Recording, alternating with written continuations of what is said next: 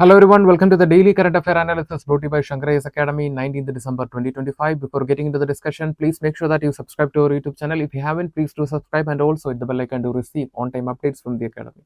So coming to the topics for today's discussion, the first topic is about the white spot disease. So recently there was an outbreak of the white spot disease in shrimp industry in the state of Andhra Pradesh.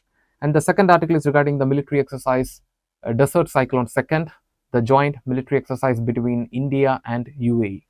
And the third article is about the rhino dehorning and pouching reduction. So recently, the several rhino conservation centers in Africa are using this technique to protect the rhino from pouching. And the fourth article is about the invisible illness, focusing on Crohn's disease. So we'll be talking about what is invisible illness and what are the challenges in managing or treating the invisible illness in India. And finally, we will be discussing the prelims focus. If all set, let's begin the discussion with the first article. Outbreak of white spot diseases in Andhra Pradesh. The article is taken from Press Information Bureau. So recently there was an outbreak of white spot disease in the state of Andhra Pradesh which affects the shrimp industry. And regarding this crisis, recently a question was raised to the Union Fisheries Minister, Mr. Rajiv Ranjan Singh, in the Rajya Sabha. And in response to the question, he said that there was an outbreak of this infection in the state of Andhra Pradesh, but so far there is no severe loss has been reported from the state. And in addition to the response, he also highlighted the initiatives, platforms and measures that we have in the present scenario to deal with the aquatic infection. So in this background, let us discuss more about the white spot syndrome and also what are the measures or steps or initiatives that we have in the present system to ensure the biosecurity and safety in the fisheries industry. So coming to the white spot disease, it is caused by a virus known as white spot syndrome virus, one of the most lethal pathogens that affecting the shrimp. And you can see that once the virus enters into the into the shrimps, it can reach 100% mortality within 3 to 10 days of outbreak. And you can see that what are the major symptoms or signs of this infection. Appearance of white small spot on the shrimp. So in this picture you can see the the white spot. So this is how the infected shrimp will look like once it gets this white spots disease. And the next is lethargic behavior. That means the shrimp will not be active like before. Now, what are the measures that we have to manage the aquatic diseases or infection? First, we will be focusing on national level surveillance and monitoring. For that, we have the National Surveillance Program for Aquatic Animal Disease, which is launched under the Pradhan Mantri Matsya Sampada Yojana, which is the objective of this program is to promote systemic surveillance across all states and union territories to manage the disease risk. And the second is an application launched under the program, that is National Surveillance Program for aquatic animal disease. So that application is known as Report Fish Disease. So this application, this mobile application, will be connecting the farmers, the fish farmers, directly with the health experts and the field officers, so they can constantly monitor the aquaculture unit. And in case any symptom of infection, that case the farmers can directly report the incident to the experts. And the next is for the early detection, we are using the PCR based surveillance. What is meant by PCR? Polymerase chain reaction based surveillance. So what is the intention of this PCR test? Identifying the genetic material of the pathogen. So using the PCR based surveillance, we will be conducting tests in the water as well as in the shrimp. So if we can identify the genetic material of the infection causing causative agent or the pathogen, in that case we can take measures to prevent the outbreak. So the PCR test can be used for early detection of many infections, including the white spot syndrome. And what are the measures for biosecurity and regulation? And for that, we have the provision for mandatory quarantine for all the imported shrimp, so to prevent the outbreak or the entry of the pathogen. And the next is registration requirement, that is all shrimp hatcheries, farms and nowpuli rearing centers. What is meant by nowpuli? Nowpuli is nothing but the early stage or the larva stage of crab, lobster and shrimp. So the nowpuli rearing centers, all these units has to be registered with the Coastal Aquaculture Authority for regulatory oversight. And the next is certified stock. That means the government promotes the use of specific pathogen free certified coastal aquaculture unit for more security and biosafety. And coming to the promotion of sustainable technology for the health and safety of the fisheries industry. First, we have the biofloc technology. So, this biofloc technology, it's an approach of fish farming where the fish will be farmed in a closed tank, and the tank will be cleaned using beneficial bacteria. And the second is recirculatory aquaculture system. So this is also a closed approach where the fish will be farmed in an artificial environment, and the tank will be cleaned using the beneficial bacteria, and the water will be also used, will be reused to reduce the wastage. And you can see that we will be cleaning the tank or the pond, the artificial pond, using the bacteria to remove the toxins like ammonium and all. So both the technologies are promoting sustainable, approach in the fisheries. And coming to the prelims practice question. So in this topic, we discussed, what is meant by white spot disease, and also what are the initiatives or the measures and platform that we have in the present system to ensure the biosecurity of the fisheries industry. So coming to the prelims practice question. The question is with reference to the aquatic disease, consider the following statements. Statement 1, white spot disease in shrimp is caused by bacterial pathogen affecting coastal aquaculture.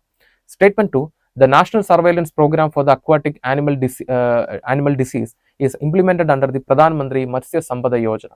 Which of the above statements is or are correct? Option A, 1 only, option B, 2 only, option C, both 1 and 2, and option D, neither 1 nor 2.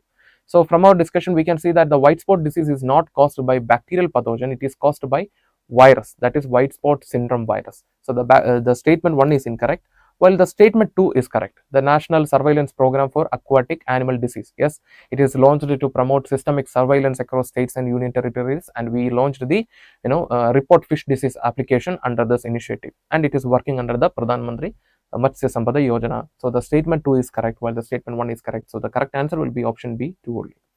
With this, we will move to the next article. Indian Army contingent leaves for India UAE joint exercise Desert Cyclone second. The article is taken from The Hindu. So last year, 2024 January, India hosted the Desert Cyclone, the first military exercise between India and the UAE.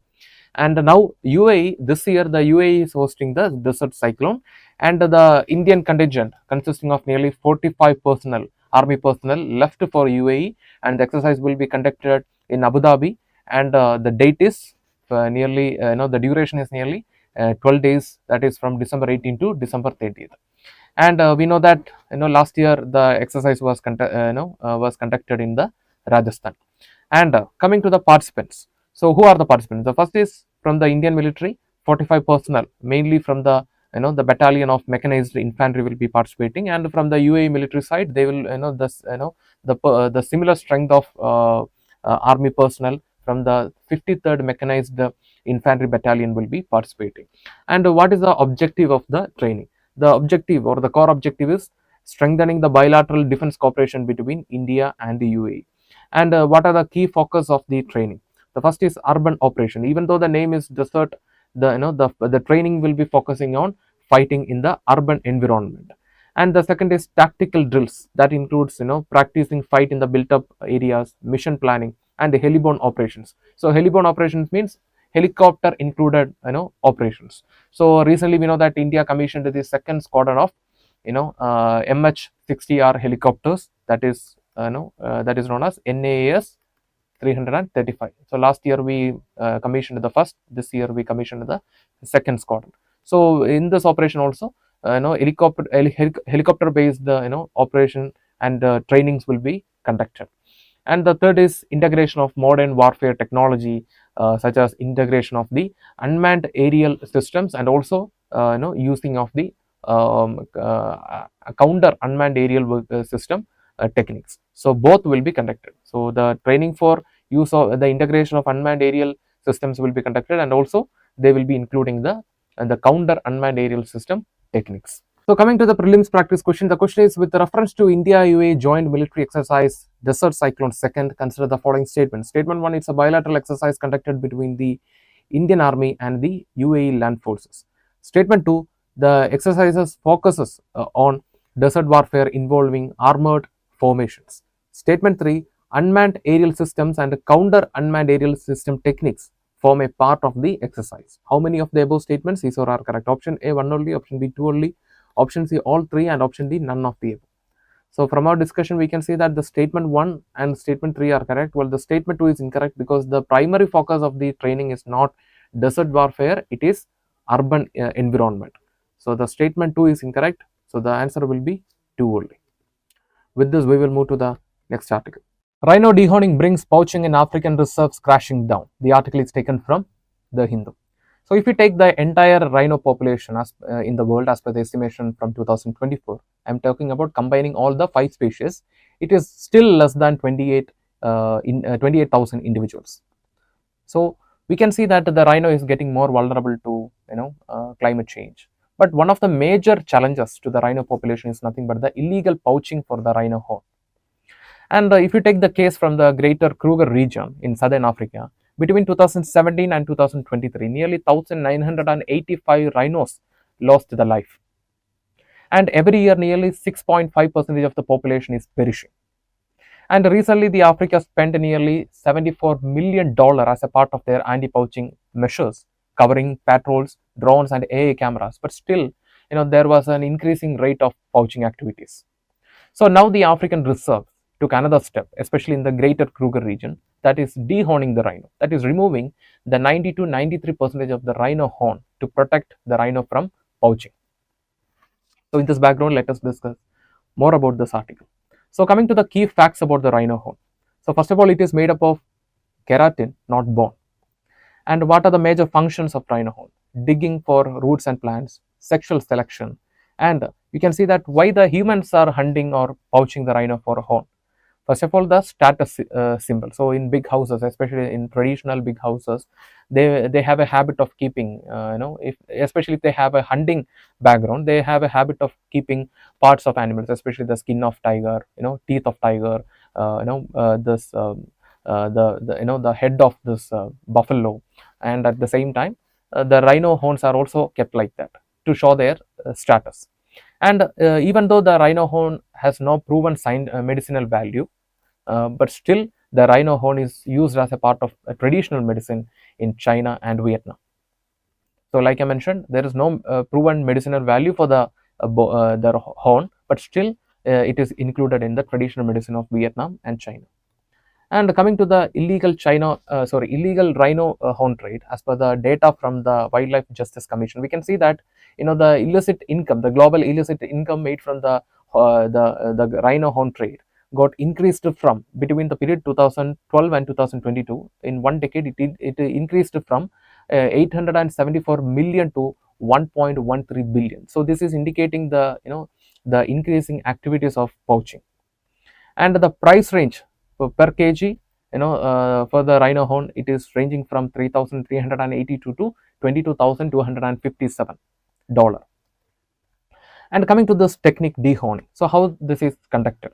So first of all, the rhino will be sedated under the supervision of doctors and experts, and then the 92 to 93% of the horn will be removed, and a germinal layer will be left intact to allow the regrowth of the horn.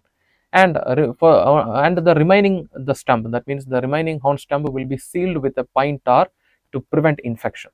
So this is mostly safe and non-lethal procedure, but still there are concerns regarding the infection. And coming to the scientific evidence on dehorning effectiveness. So as per the data published in the Science magazine in June 2025, we can see that the study was conducted across 11 reserves in the greater Kruger region in southern Africa. So the findings indicate that nearly 72 to 78% of reduction in poaching activities in the post dehorning months. And for the dehorned rhinos, there is a risk. There is a reduction in the poaching risk by 95%.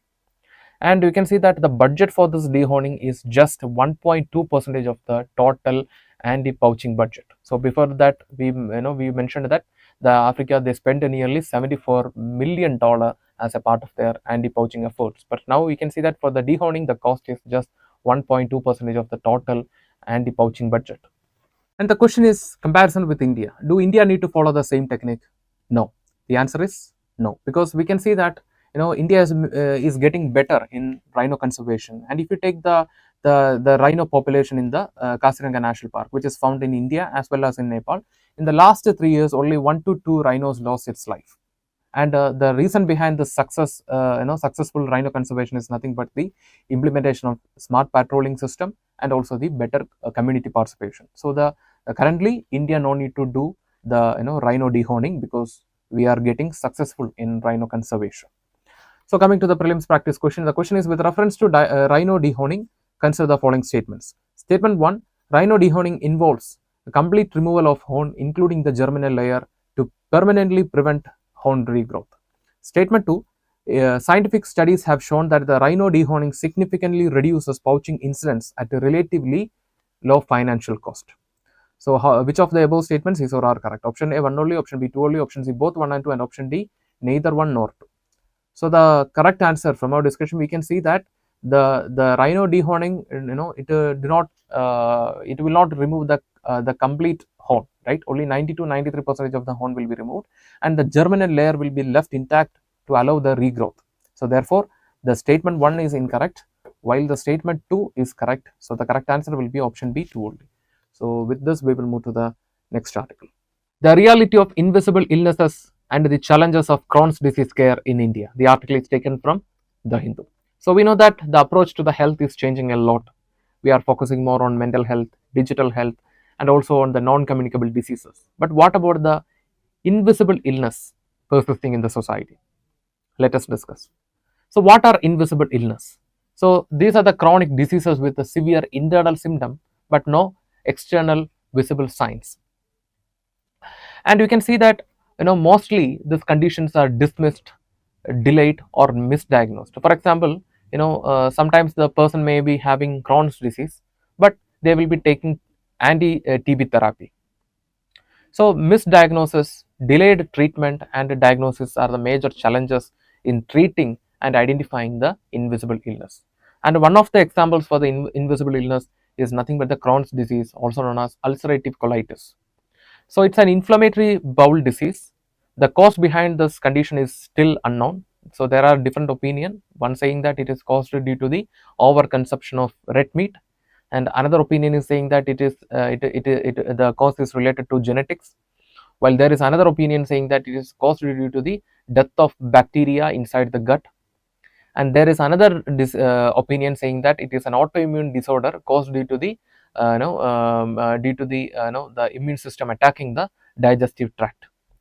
But we can see that this ulcerative colitis, it is a type of inflammatory bowel disease, and the major feature of this condition is chronic inflammation in the digestive tract. And the person with this condition may experience both flare up and remission stage. So in the remission stage, the person may be having some relief from the condition, while in the flare up stage, sometimes they need immediate medical support.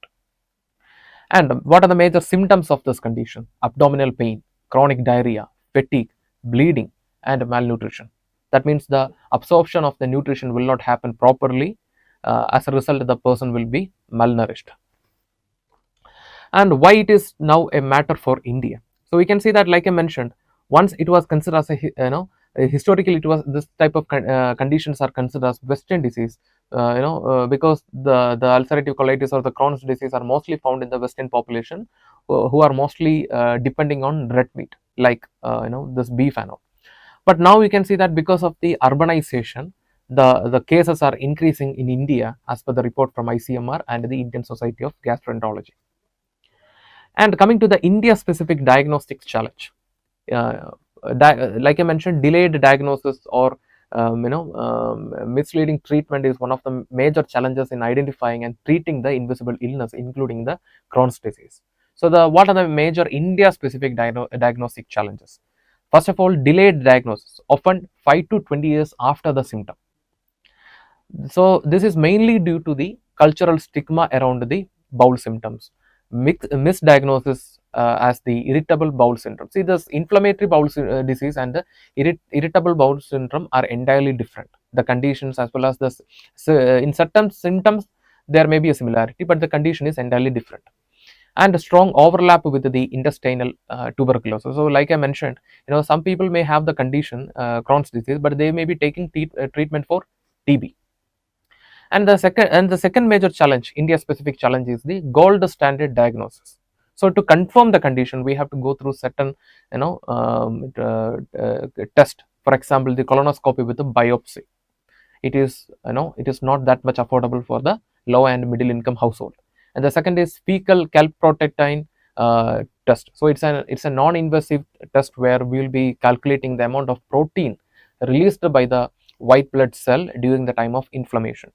And next we will be going for imaging test, for example intestinal ultrasound and MRI enterography, to capture the images of the affected regions inside the digestive tract. And coming to the treatment realities, another major challenge in managing the invisible illness. The first is use of steroids. So mostly to treat this type of inflammatory diseases, we'll be using the steroids, but the steroids will offer only a short-term relief, not the long-term control. And you can see that the use of steroid may also lead to other health complications. And the next technique is disease modifying therapy.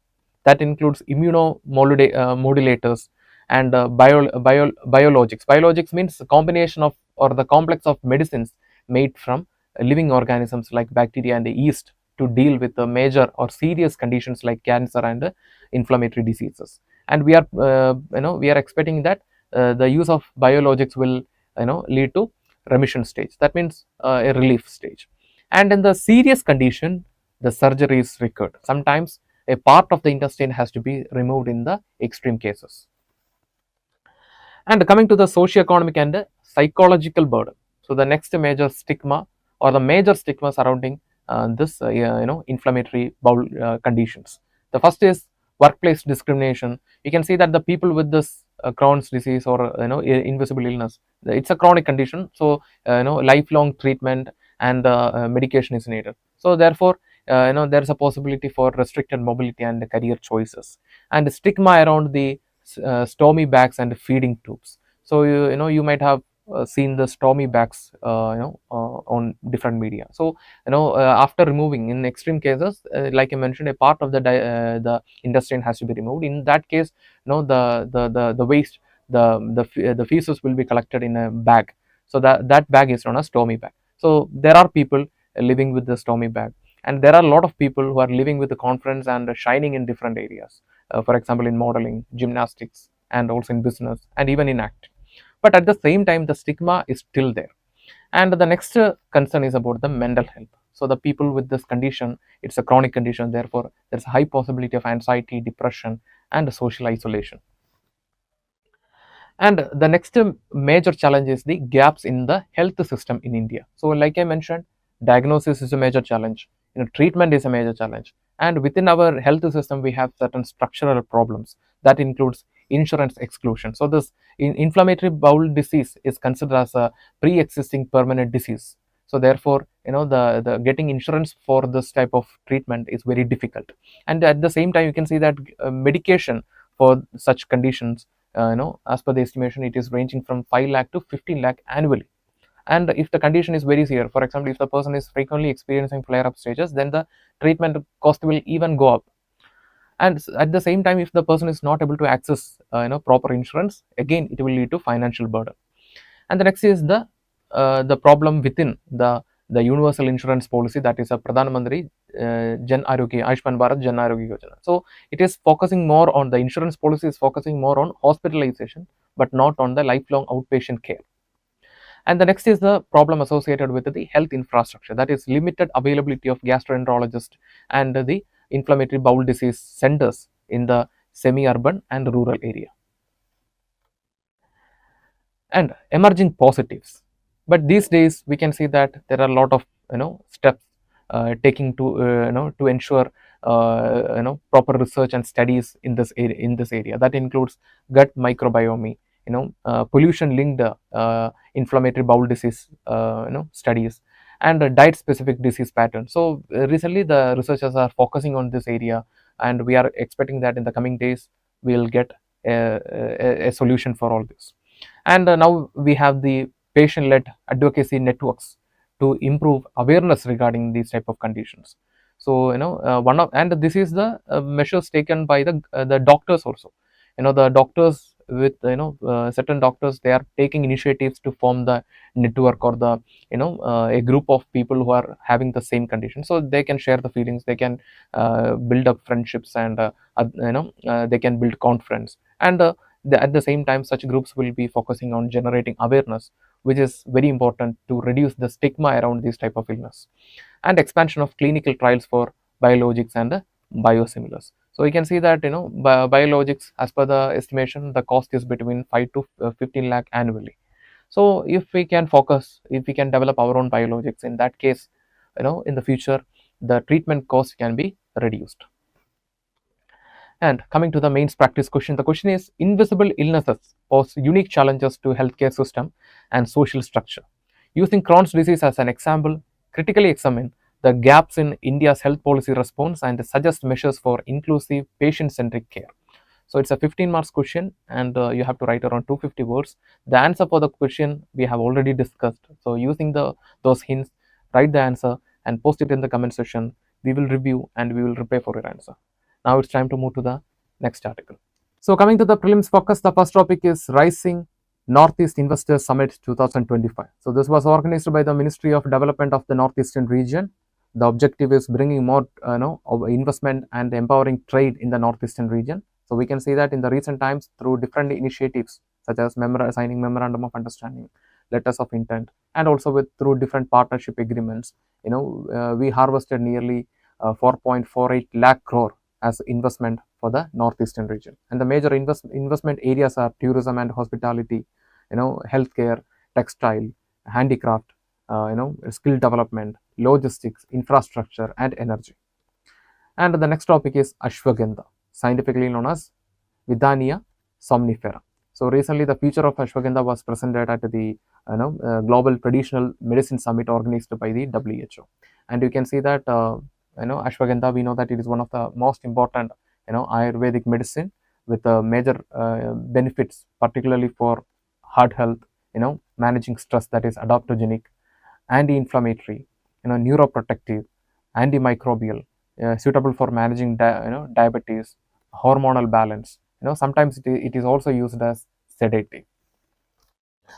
And the third topic is National Cooperative Database. So this was launched by the Ministry of Cooperation in 2024. To the objective is acting as a platform to bring information about the cooperative societies across the country. So as of now, this platform will be providing information on nearly 8.4 lakh cooperative societies across the country. So coming to the prelims practice question, so we have a match the following question. One side we have the medicinal plant, on the other side we have the use of the medicinal plant. So the first pair, Ashwagandha, adaptogen and regenerator. Second, Sarpagandha, anti-hypertensive. Third, Isabgol, anti-malarial. So which of the pairs given above are correctly matched? Option A 1 and 2 only, option B 1 and 3 only, option C 2 and 3 only, and option D 1, 2 and 3. So we can see that Ashwagandha, it is very helpful in in managing stress. So the first pair is correctly matched, and the second pair, Sarpagandha, it is used for it is used as a anti-hypertensive medicine. So that is also correct. But the third pair, Isabgol, it is used for digestive health, not for malaria. So the third statement is incorrectly matched. So the correct answer will be option A 1 and 2 only. So with this, we are coming to the end of the prelims focus. With this, we are coming to the conclusion for today's current affair analysis. If you like the video, hit the like button, give your feedbacks as comments, and share this content with your friends. And before leaving this channel, don't forget to subscribe and also hit the bell icon to receive on-time updates from the academy. Thank you for listening to us. Thank you for listening to me. Have a nice day.